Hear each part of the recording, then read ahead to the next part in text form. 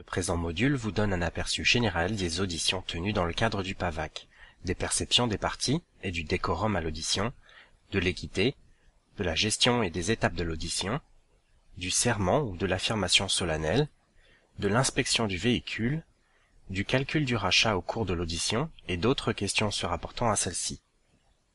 Au cours du présent module, vous aurez également l'occasion de visionner une présentation vidéo d'une audition tenue dans le cadre du PAVAC. Assurez-vous de prendre de bonnes notes pendant le visionnement. La présentation est fondée sur l'étude de cas Doe contre Canadian Motors et vous vous servirez des renseignements consignés dans vos notes pour faire un certain nombre de travaux par la suite.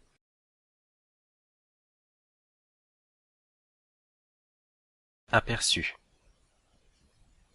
Plusieurs modalités d'audition peuvent être utilisées dans le cadre du PAVAC. Vous recevrez la preuve et l'argumentation au moyen de l'une ou de plusieurs d'entre elles. L'audition en présence des parties, l'appel conférence, les observations écrites et les courriels. Dans le présent module et la bande vidéo qui l'accompagne, l'accent est mis sur l'audition au fond et en présence des parties. L'audition vise à permettre aux parties de bénéficier d'un processus équitable au cours duquel elles peuvent faire des présentations à l'arbitre. C'est au cours de cette audition que vous recevrez la preuve et l'argumentation que vous utiliserez comme fondement pour rendre votre décision. Le PAVAC repose sur un modèle accusatoire d'arbitrage plutôt que sur un module inquisitoire, ce qui signifie que ce sont les parties qui planifient, organisent et vous présentent leur cause. En qualité d'arbitre du PAVAC, vous jouez un rôle non partisan. Votre tâche à l'audition consiste à écouter et à décider en vous fondant sur la preuve et les arguments qui vous sont présentés. Votre rôle ne consiste pas à plaider pour le compte d'une partie, ni à accepter une cause et à enquêter à son sujet. Le PAVAC a préparé des documents ayant pour but de clarifier et d'expliquer la nature accusatoire de la démarche pour les participants. Dans cette documentation, on insiste sur la nécessité pour les parties de planifier et de se préparer afin de présenter la meilleure cause qui soit à l'arbitre. Les documents d'information du PAVAC comprennent deux brochures. La première est intitulée « Le PAVAC s'adresse-t-il à moi ?» et la seconde « Se préparer pour le PAVAC ». De plus, les parties peuvent consulter la convention d'arbitrage et les bulletins de l'arbitre qui sont publiés en ligne. L'administrateur provincial fait également parvenir aux consommateurs une carte renfermant des conseils relatifs à la préparation en vue de l'audition.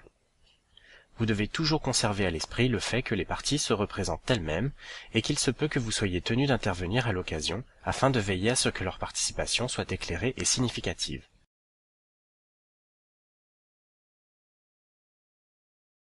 Perception et décorum. Même si l'administrateur provincial assure la liaison entre le PAVAC et les parties, l'arbitre représente en réalité le programme aux yeux du public. C'est lui qui est directement concerné par le contenu du différend des consommateurs. L'arbitre écoute les parties et tranche l'affaire sur le fond. Il est important de gagner et de conserver la confiance des parties. Au cours de l'audition, vous voudrez créer certaines impressions, notamment l'impression d'une personne neutre et ouverte qui inspire confiance et qui est compétente. Vous voudrez également montrer que l'affaire vous intéresse et que vous êtes prêt. De plus, bien entendu, vous voudrez aussi qu'elles aient la certitude que vous pouvez les diriger dans le cadre d'un processus équitable. Même si le PAVAC se qualifie lui-même de programme amical, un certain degré de formalisme à l'audition est nécessaire par souci de respecter le caractère sérieux de l'affaire et de reconnaître que vous vous apprêtez à déterminer les droits de certaines personnes. Vous devez atteindre un juste équilibre, c'est-à-dire à maintenir un formalisme suffisant, sans toutefois que le processus devienne encombrant ou intimidant. Par vos gestes, vos paroles et votre conduite, vous ferez preuve de leadership. Vous êtes la personne appelée à guider les parties tout au long du processus. Dans les cas opportuns, vous exercerez vos pouvoirs pour diriger ou contrôler les parties ou le processus. En qualité d'arbitre expérimenté, vous surveillerez votre langage, que ce soit vos paroles ou vos gestes, afin de préserver en tout temps votre apparence de neutralité. Dans la mesure du possible, vous devriez utiliser un langage courant et des termes non techniques.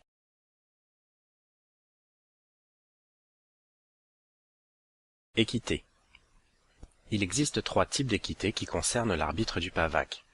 L'équité en matière de fond porte sur le contenu de la sentence et sur le résultat du processus d'arbitrage, lequel repose sur les présentations des parties ainsi que sur les résultats de l'inspection technique indépendante, le cas échéant.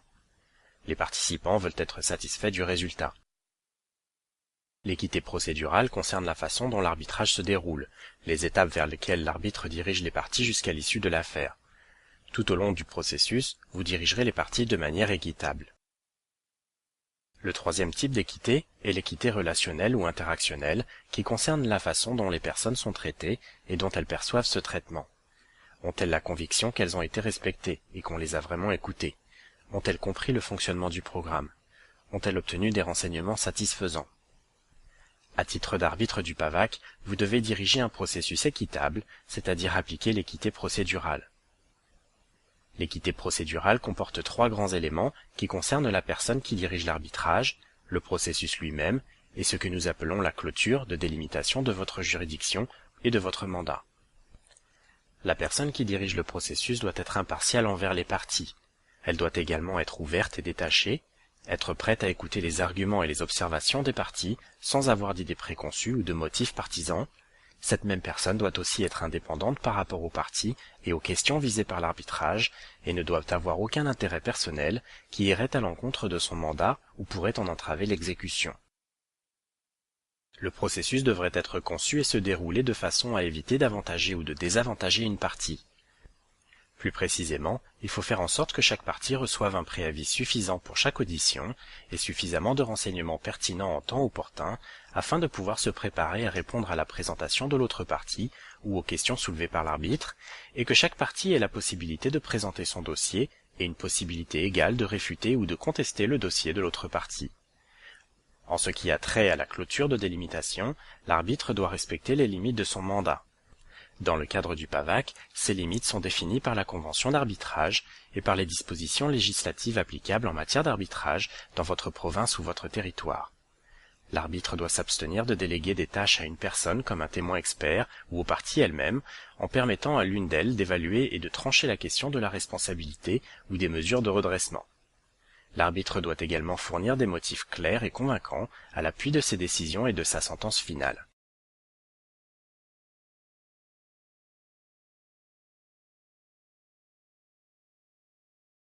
Gestion de l'audition.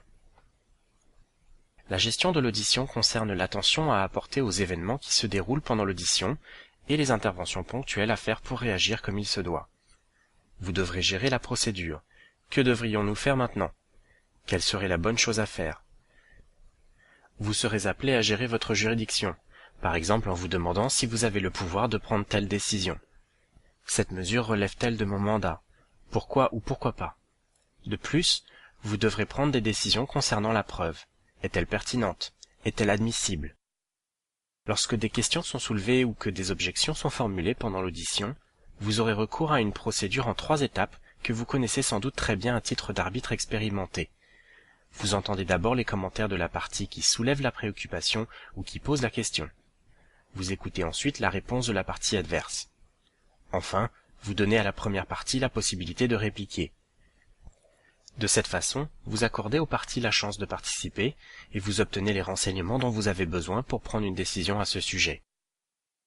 Il y a différents types de questions que l'arbitre peut être appelé à gérer pendant l'audition. Lorsqu'une partie fait défaut de comparaître à l'audition, le sous-paragraphe 7.5.4 de la Convention d'arbitrage exige que l'arbitre ajourne l'audition à une date ultérieure. L'arbitre peut alors imposer les conditions qu'il juge appropriées dans les circonstances. Les parties recevront un avis écrit au moins 14 jours avant la nouvelle date d'audition. Si la partie qui a fait défaut de comparaître à l'audition fait encore défaut de comparaître à la nouvelle date d'audition, vous pourrez procéder à l'audition en son absence. Vous serez peut-être appelé à gérer les demandes d'ajournement, qu'elles soient contestées ou non. Par exemple, il se pourrait qu'une partie craigne qu'un témoin clé soit incapable de se présenter à l'audition à la date fixée et veuille reporter celle-ci. Il est aussi possible que les 2 parties conviennent de reporter l'audition afin de pouvoir négocier ou tenter une nouvelle fois de déterminer la cause du problème et de réparer le véhicule. Le sous-paragraphe 7.5.3 de la Convention d'arbitrage vous permet d'ajourner l'audition, mais la nouvelle audition doit avoir lieu dans les 15 jours suivant l'audition initiale, à moins que vous ne soyez convaincu qu'il existe des raisons suffisantes pour ajourner à une date ultérieure. Les ajournements devraient être consignés par écrit et un simple courriel envoyé par l'administrateur provincial pourra suffire à cette fin. Cette façon de procéder permet au programme et aux parties de confirmer la durée de l'ajournement et de fixer en temps voulu la date de la nouvelle audition.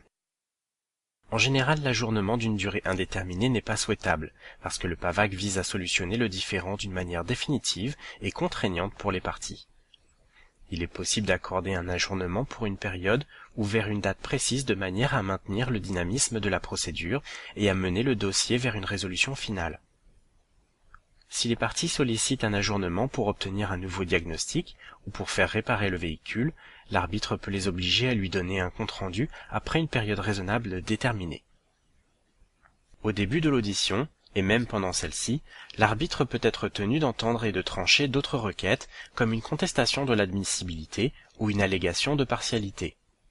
Il est également possible que les parties souhaitent discuter de règlements avant ou pendant l'audition. En pareil cas, vous devrez déterminer le rôle que vous jouerez, le cas échéant. Le module 200 traite des questions de règlement et des ordonnances rendues sur consentement. Les parties à l'arbitrage sont tenues de s'échanger tous les documents et renseignements pertinents, y compris le nom, la profession et la raison de la présence des témoins, au moins 10 jours avant l'audition. Veuillez consulter le paragraphe 8.3 de la Convention d'arbitrage. Si cette règle n'a pas été respectée, vous devrez peut-être vous prononcer sur les documents déposés tardivement ou sur la présentation de témoins non annoncés. En pareil cas, vous exercerez votre pouvoir discrétionnaire en matière de procédure et de preuve pour décider si le témoin peut comparaître ou si le nouveau document peut être admis en preuve et pour déterminer le fondement de cette comparution ou production.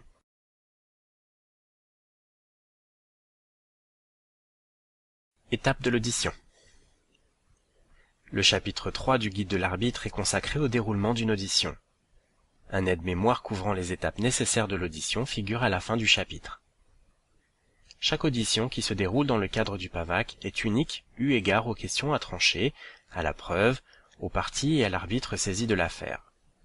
Néanmoins, l'audition suit normalement un certain ordre et peut comporter 9 étapes, dont voici un bref résumé. Première étape. Remarque introductive de l'arbitre.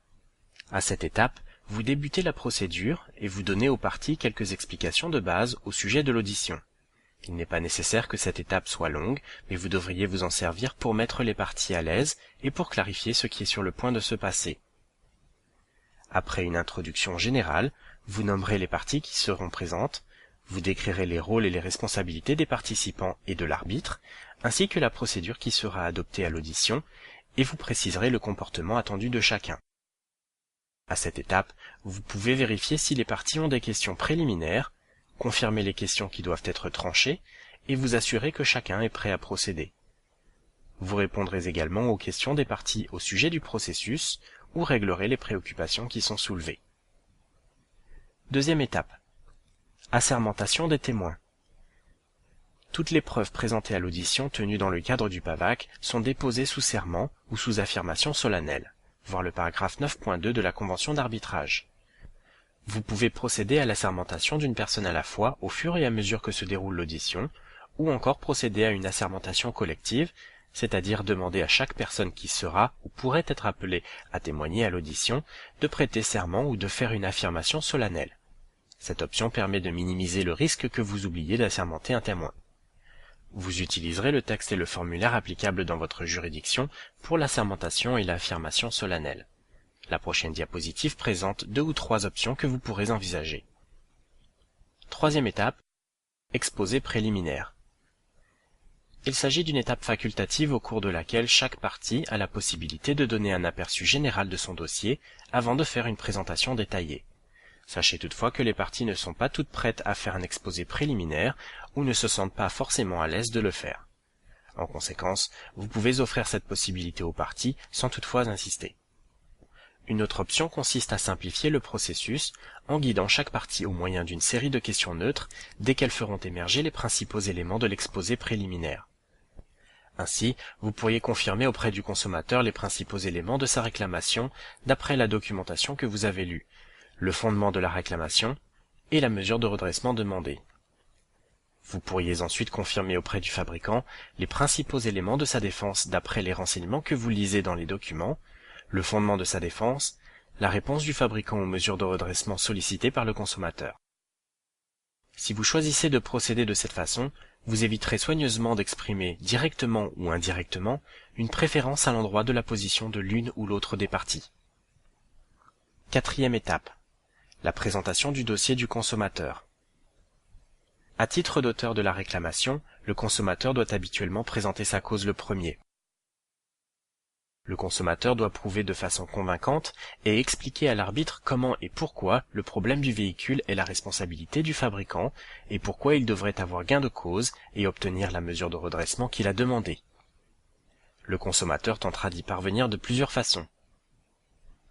Ainsi, il peut présenter son propre témoignage, le témoignage d'autres personnes, un témoin expert ou un rapport d'expert, différents documents comme des commandes de travaux ou contrats de vente, des éléments de preuve matériels, comme d'anciennes pièces et des affidavits.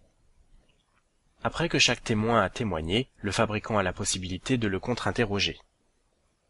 Rappelez-vous que les deux parties ont souvent tendance à confondre la preuve, l'argumentation et les opinions, et que le contre-interrogatoire peut comporter des déclarations, des opinions visant à réfuter le témoignage, des questions rhétoriques, des questions visant à obtenir des éclaircissements, et ainsi de suite. Sachez également que vous n'avez pas affaire à des avocats expérimentés ou à des présentateurs professionnels. En général, les parties sont autorisées à procéder sans être interrompues par l'arbitre, qui ne fait que classer et départager les éléments de preuve recueillis dans la présentation de chaque partie après l'audition. Cinquième étape, la présentation du dossier du fabricant. Le fabricant présente habituellement sa preuve en deuxième lieu et doit alors tenter de montrer de façon convaincante à l'arbitre comment et pourquoi le véhicule ne comporte aucun vice et pourquoi il n'existe aucune obligation en vigueur au titre d'une garantie attachée à un véhicule neuf. Il doit également exposer les raisons pour lesquelles la réclamation du consommateur devrait être rejetée, voire pourquoi la mesure de redressement sollicitée ne convient pas dans les circonstances. Vous observerez souvent la même combinaison d'éléments de preuve, d'arguments, d'opinions, de déclarations et d'éléments de réfutation au cours de la présentation du dossier du fabricant. Là encore, l'arbitre se limite habituellement à classer et à départager les renseignements après l'audition afin de ne pas interrompre les parties pendant leur présentation. Sixième étape, réponse du consommateur. À cette étape, le consommateur a l'occasion de présenter des éléments de preuve afin de répondre aux questions que le fabricant a soulevées et qu'il ne pouvait prévoir. Ce n'est pas le moment pour lui de répéter sa présentation initiale. Septième étape, inspection du véhicule et essai routier. Le consommateur est tenu de venir à l'audition avec le véhicule afin que l'arbitre puisse obtenir des éléments de preuve directs au sujet de la question visée par l'arbitrage, vérifier la lecture de l'odomètre, confirmer l'état général du véhicule et s'assurer que celui-ci se trouve encore dans la possession du consommateur. Dans les cas suivants, l'arbitre n'inspectera pas le véhicule au cours de l'audition. Si l'audition a eu lieu par voie d'appel-conférence, si le véhicule est inutilisable, si les parties conviennent que l'inspection n'est pas nécessaire, ou si l'inspection n'est pas pertinente quant aux questions visées par l'arbitrage. Huitième étape, récapitulation. Avant la fin de l'audition, chaque partie a habituellement la possibilité de récapituler la preuve et d'expliquer les raisons pour lesquelles sa cause est la plus convaincante, eu égard à l'ensemble des renseignements présentés. Idéalement, la récapitulation vous aidera à voir comment tous les éléments s'intègrent pour appuyer le dossier du consommateur ou celui du fabricant.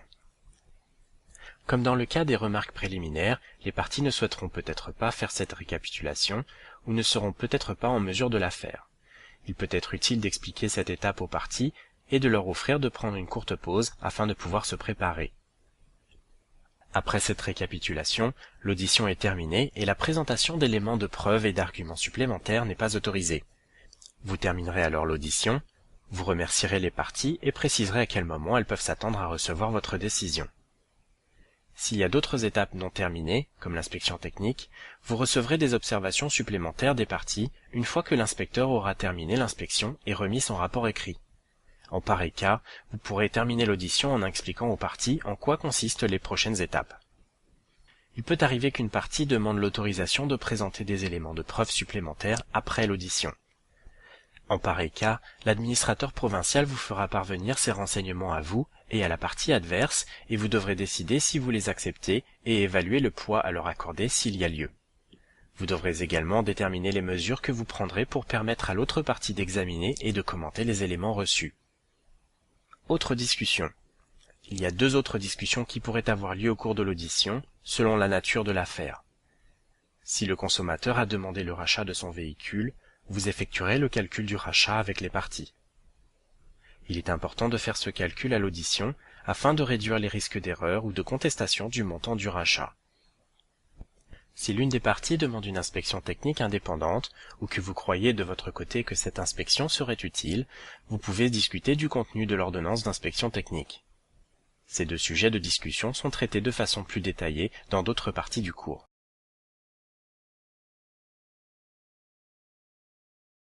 Serment ou affirmation solennelle. La preuve présentée aux auditions du PAVAC est déposée sous serment ou sous affirmation solennelle. Tel qu'il est mentionné plus haut, il est nécessaire de veiller à ce que tous les témoins prêtent serment ou fassent une affirmation solennelle au début de l'audition, assermentation collective, ou avant que la personne présente son témoignage. Vous devriez demander aux parties laquelle des deux options suivantes elles préfèrent. Une option consiste à utiliser la Bible et le texte suivant. Jurez-vous qu'au cours de votre témoignage, au sujet des questions visées par l'audition, vous direz la vérité, toute la vérité et rien que la vérité? Ainsi, Dieu vous soit en aide. Une autre option consiste à poser la question suivante. Comprenez-vous que vous êtes moralement et légalement tenu de dire la vérité? Promettez-vous solennellement que le témoignage que vous présenterez au sujet des questions qui me seront soumises au cours du présent arbitrage sera la vérité?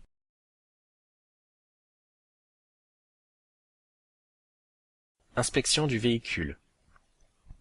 Le consommateur doit veiller à ce que le véhicule soit disponible à l'audition aux fins d'une inspection et d'un essai routier, comme l'exigent les paragraphes 10.1 et 10.2.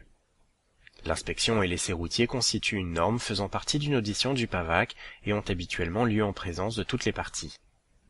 Il existe 3 grandes raisons d'inspecter le véhicule le jour de l'audition. Premièrement, l'inspection constitue une façon d'obtenir des éléments de preuve directs au sujet de la réclamation. Ainsi, le consommateur peut montrer à l'arbitre et au fabricant les symptômes et la nature du problème. Deuxièmement, l'inspection permet à l'arbitre de vérifier directement le kilométrage inscrit à l'odomètre, qui concerne l'admissibilité au rachat ou, dans certains cas, au programme. Troisièmement, l'inspection permet à l'arbitre d'examiner et de consigner l'état général du véhicule, notamment si celui-ci est endommagé ou si des pièces sont manquantes.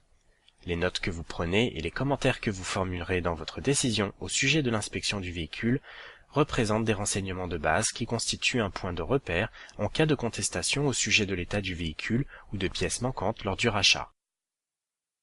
L'inspection du véhicule constitue une norme de l'audition, sauf dans les cas suivants. Premièrement, l'audition a lieu par voie d'appel-conférence. Deuxièmement, le véhicule est inutilisable, auquel cas le consommateur doit aviser l'administrateur provincial afin que l'audition puisse avoir lieu à un endroit le plus rapproché possible de l'endroit où se trouve le véhicule. Troisièmement, les parties conviennent que l'inspection n'est pas nécessaire. Par exemple, le fabricant peut reconnaître que la distance parcourue par le véhicule correspond à la distance indiquée par le consommateur. Quatrièmement, l'état du véhicule n'est pas pertinent, notamment parce que la réclamation porte uniquement sur le remboursement de dépenses antérieures. Le paragraphe 10.2 de la convention d'arbitrage exige que chaque partie soit présente ou représentée lorsque l'arbitre inspecte le véhicule.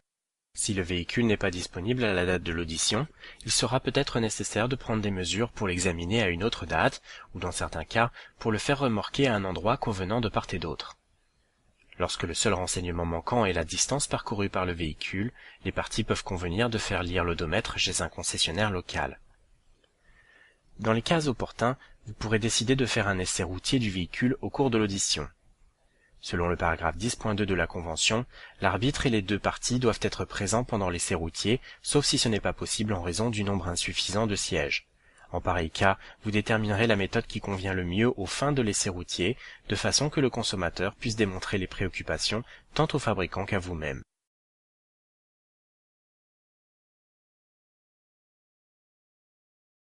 Le PAVAC a conçu un formulaire standard nommé formulaire d'inspection du véhicule, destiné à l'usage des arbitres lors de l'inspection d'un véhicule au cours d'une audition en accord avec les sections 10.1 et 10.2 de la Convention d'arbitrage.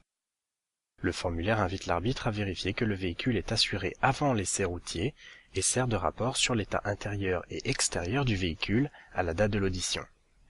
Il fait aussi office de point de référence et de base de repère si, consécutivement à l'audition, des allégations devaient être faites au sujet de dommages ou de pièces manquantes au moment où le véhicule avait été retourné au fabricant par suite d'un rachat.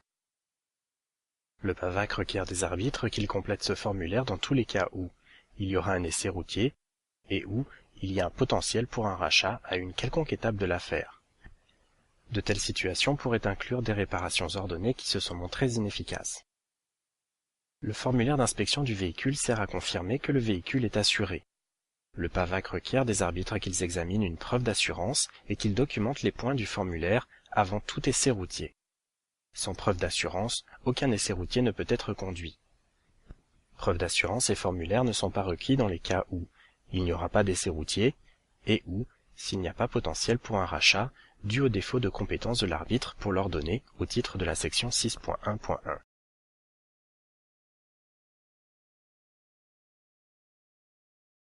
L'arbitre devrait expliquer le but du formulaire d'inspection du véhicule avant de le remplir. Avant de procéder à l'inspection, l'arbitre devrait y insérer les informations requises au sujet du véhicule et de l'affaire, vérifier et insérer les coordonnées de l'assurance. Puis, en tant que part intégrante de l'inspection du véhicule, l'arbitre devrait vérifier et reporter la lecture de l'odomètre, identifier les personnes présentes au moment de l'inspection, enregistrer les observations spécifiques de l'intérieur et l'extérieur du véhicule, sélectionner sur le formulaire le schéma qui correspond le mieux au véhicule et y reporter les observations spécifiques en utilisant les lettres codes indiquées sur le formulaire, telles que P pour plier ou R pour rainurer, et enfin prendre note de tout point de désaccord au sujet de l'état du véhicule, tel que si une pièce présente des dommages ou une usure normale et raisonnable.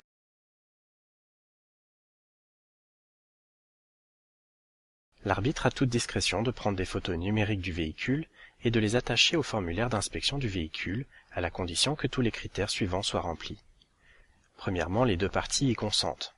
Deuxièmement, l'arbitre est en mesure de prendre des photos montrant de façon adéquate l'avant, les côtés droit et gauche et l'arrière du véhicule, à l'endroit où il est stationné pour l'inspection et l'essai routier.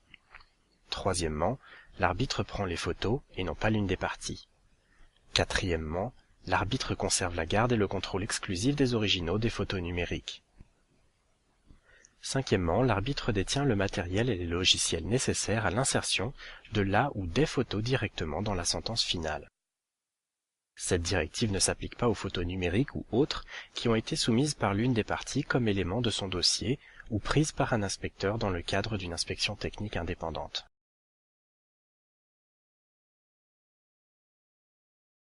Une fois le formulaire d'inspection du véhicule rempli, l'arbitre en signera et datera le bas à l'emplacement indiqué et invitera les parties à en faire autant.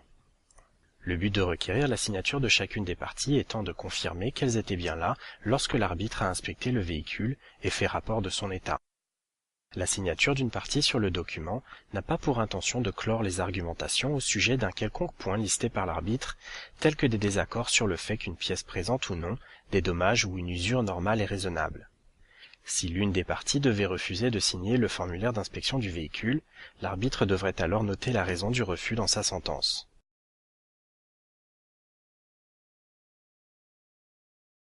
Lorsqu'un arbitre ordonne un rachat, le consommateur est supposé remettre le véhicule au fabricant ou à un concessionnaire convenu auparavant, essentiellement dans le même état qu'au moment de l'audition, voir la convention d'arbitrage, section 6.1.5.5.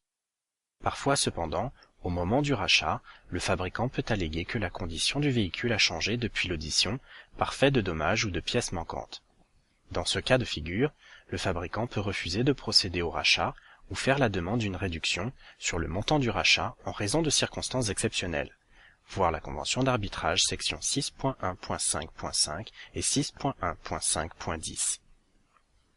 S'il est demandé à un arbitre d'arrêter un jugement à l'invocation de l'une de ces sections, les informations de référence dans le formulaire d'inspection du véhicule sont là pour aider l'arbitre à émettre des conclusions factuelles, telles que caractériser la condition alléguée comme étant une usure normale et raisonnable ou relevant de circonstances exceptionnelles.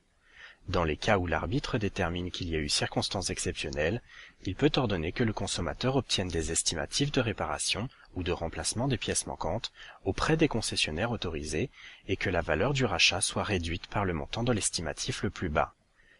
Une fois le formulaire d'inspection du véhicule rempli, l'arbitre doit l'attacher à la sentence finale, ainsi que le formulaire de calcul de rachat, si un redressement par rachat a été demandé.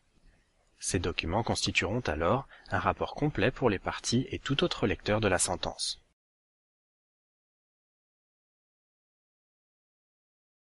Calcul du rachat.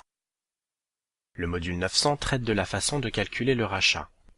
Pour l'instant, il vous suffit de savoir que lorsque le consommateur demande le rachat, vous calculerez son prix avec les parties à l'audition à l'aide de la formule applicable qui se trouve à l'article 19 de la convention d'arbitrage dans le cas d'un véhicule appartenant au consommateur ou à l'article 20 dans le cas d'un véhicule loué. Lorsque vous effectuez ce calcul, il est important de préciser que vous ne jugez pas l'affaire à l'avance et que vous ne promettez pas non plus d'accorder le rachat demandé. Vous donnez simplement aux parties la possibilité de participer au calcul pour le cas où vous trouveriez un vice ou une obligation en vigueur au titre de la garantie attachée au véhicule neuf et décideriez que le rachat est la mesure de redressement qui convient dans les circonstances.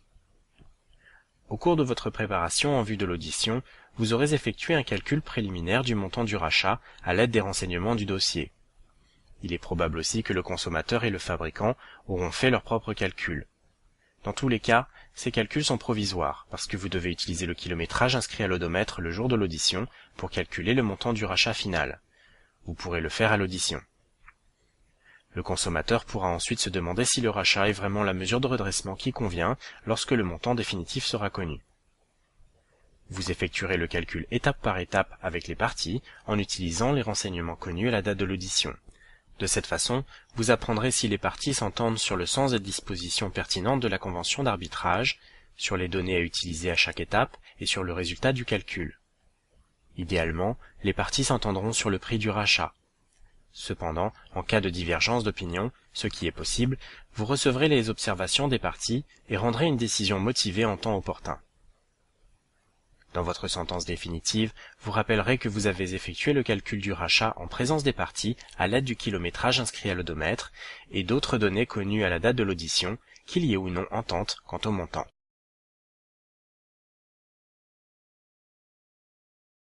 Autre question liée à l'audition. Il n'est pas possible de décrire toutes les questions et préoccupations qui pourraient solliciter votre attention au cours d'une audition dans le cadre du PAVAC. Voici cependant quelques exemples. Sécurité. Si vous êtes informé de la possibilité d'un risque sur le plan de la sécurité, pour vous ou pour les participants, avant l'audition, veuillez informer l'administrateur provincial ou le directeur général afin que les mesures appropriées puissent être prises sur une base individuelle. Il ne doit pas y avoir de représailles à l'endroit d'une personne qui informe la direction du programme de ses préoccupations. Si un incident survient au moment de l'audition et que vous estimez qu'il constitue une menace pour la vie ou la sécurité d'une personne, prenez toutes les mesures prudentes et nécessaires pour votre sécurité et celle des parties, par exemple téléphoner à la police, quitter la salle d'audition ou l'établissement et mettre fin à l'audition. Conversation informelle. Même si le PAVAC se décrit comme un programme amical de règlement des différends, il faut éviter que le processus devienne trop souple, notamment au moyen de conversations informelles avec les parties. Si agréables et innocentes qu'elles peuvent sembler, ces conversations risquent d'être mal interprétées et de donner l'impression que l'arbitre a un lien particulier avec une partie ou une personne. Il se peut que vous voyiez le même représentant du fabricant d'une audition à l'autre, mais vous ne devriez pas vous comporter de manière familière ou agir de manière à laisser entendre l'existence d'un lien spécial. Dans certains cas, le représentant du fabricant mentionnera peut-être en toute innocence une affaire antérieure ou formulera des remarques amicales en se fondant sur vos interactions antérieures. En pareil cas, vous pouvez interrompre poliment la conversation ou refuser d'y participer.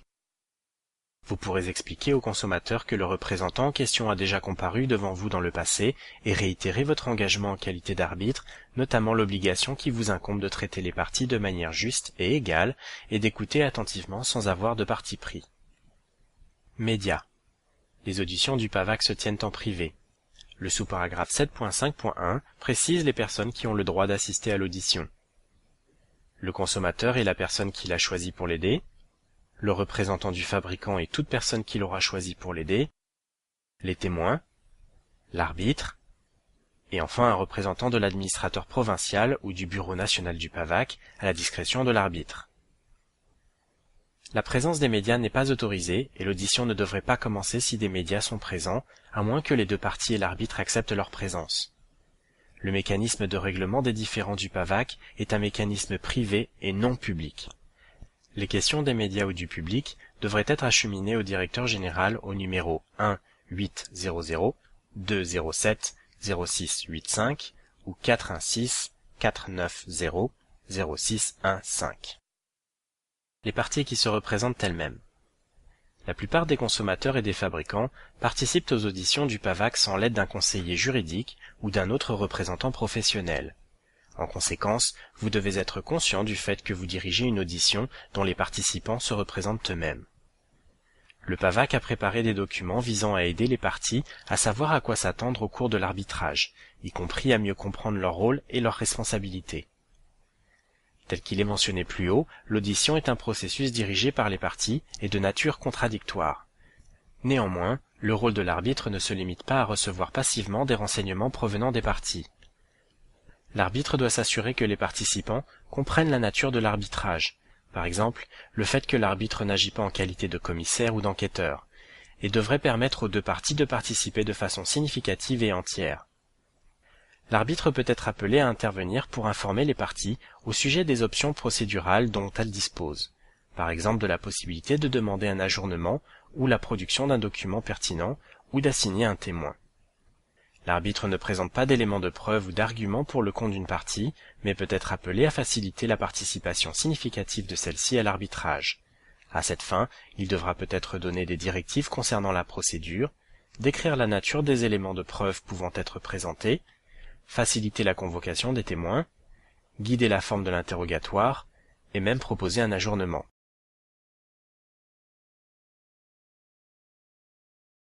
Présentation vidéo. La prochaine étape consiste à visionner une bande vidéo d'une audition du PAVAC fondée sur l'affaire Doe contre Canadian Motors. Afin de vous préparer à cette étape, nous vous suggérons de relire les documents de l'affaire et de revoir le devoir que vous avez fait pour le module 400 et dans lequel vous avez résumé la position des parties. Préparez-vous comme si vous alliez agir en qualité d'arbitre. Lorsque vous êtes prêt, visionnez la bande vidéo. Ayez en main du papier et un stylo parce que vous devrez prendre des notes comme si vous siégiez à titre